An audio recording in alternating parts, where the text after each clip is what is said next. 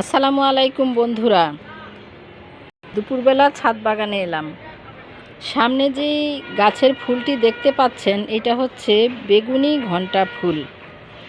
এটাকে অনেকে নীল ঘণ্টা ফুল বলে, কিন্তু এটা মোটেও নীল কালার না, এটা বেগুনি কালার। এই যে আমি দেখছি, একটা হাতে নিলাম, এটা ঘণ্টা ফুল বলে। তো বেগুনি ঘণ্টা ফুলটার সাথে নীল কালারের আমি একটা ডিফারেন্সটা দেখাচ্ছি। এটা কিন্তু একটা তেলের পাত্রে লাগানো হয়েছে।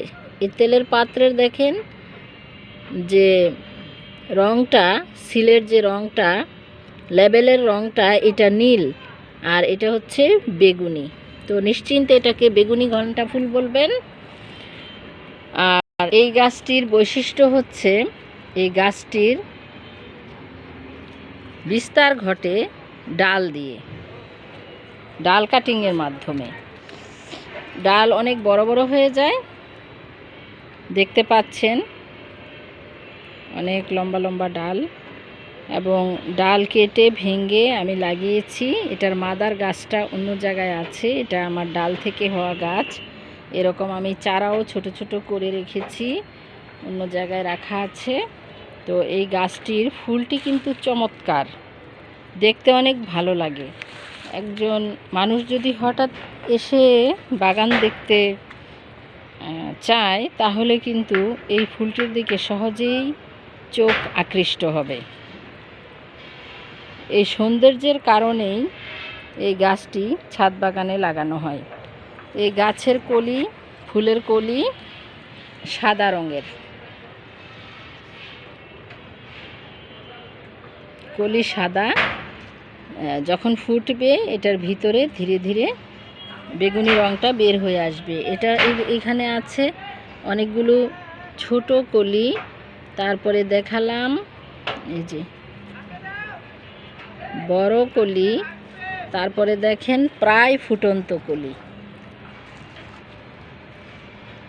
এই যে বেগুনি আভা বের হয়ে আসছে, আর এখানে হচ্ছে ফুটন্ত ফুল।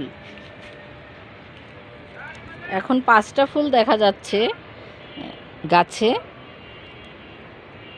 তারপরে আগামীকাল এরকমই অনেকগুলো ফুল ফুটবে, অনেকগুলি ফুলই ফুটার অপেক্ষায় আছে।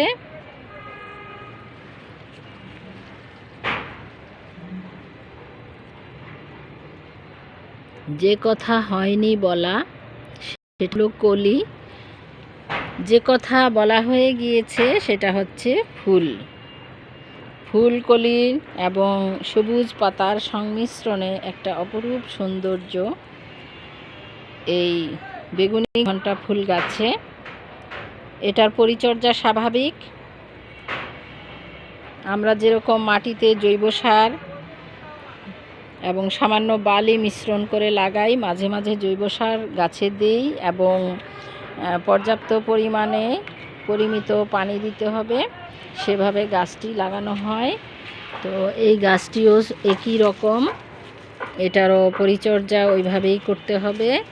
এবং এটা যদি বড় জায়গায় লাগানো হয়, এই গাছটা অনেক বড় হয়।